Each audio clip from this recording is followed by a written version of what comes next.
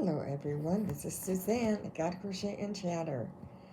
Yep, here I am. I have a story to tell you.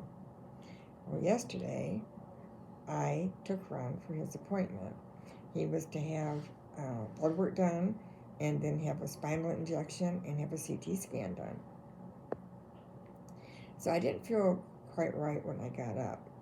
So we get over to the hospital. We had to walk down a really long hallway and we're sitting in the waiting room, and I'm feeling just dizzy and nauseated, and Ron wasn't feeling too good either.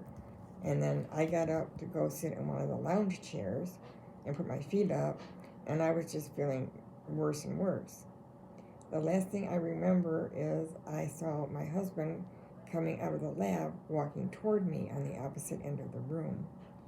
And I guess when he got to me, I was completely passed out. He started yelling for help, and next thing I know, there were about 8 people around me calling my name, asking me all kind of questions. They whisked me off to the ER, did an EKG, did all kind of tests. They ended up drawing blood. They did a CT scan yesterday. They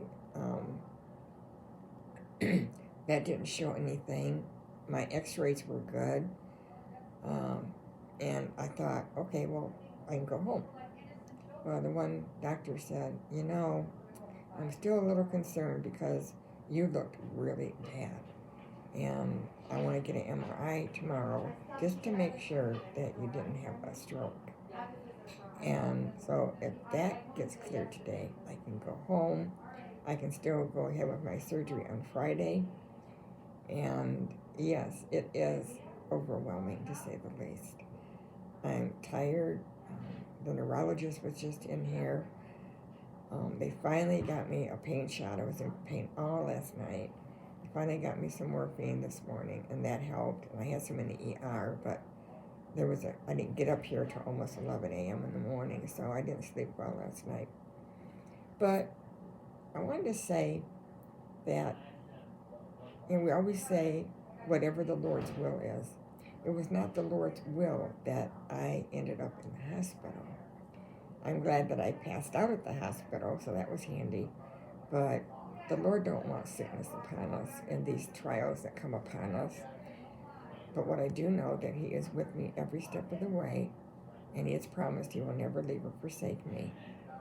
And if He made it that I made it to the hospital to pass out, I'll accept that. And I prayed that the doctors could have a special anointing to take care of me, and ask the Lord to bless the doctors. And I felt so bad for my husband because when I went down for my CT scan, he was in the recovery room down there recuperating from his procedure. So he didn't know if I was okay or not. So he told them just before they put him under, said, look, you got to find out if my wife's okay, because if not, I'm going to go be with her.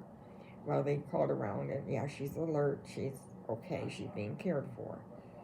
And finally, when he came up to my room, or I was still down in the ER, and he said, you scared me really bad.